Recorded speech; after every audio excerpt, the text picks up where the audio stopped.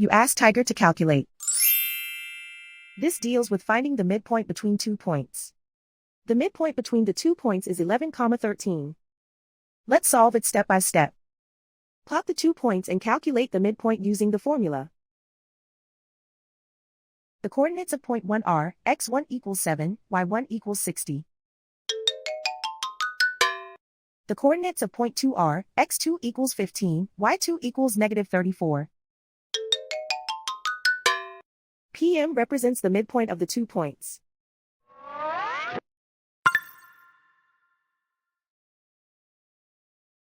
Use the x values in the midpoint formula to find the midpoints x. x1 equals 7.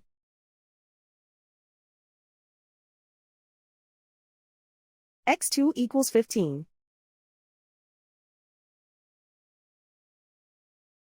Simplify the arithmetic.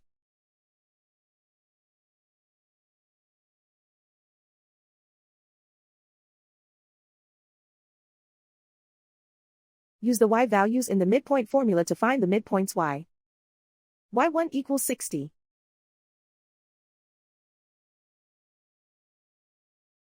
y2 equals negative 34. Simplify the arithmetic.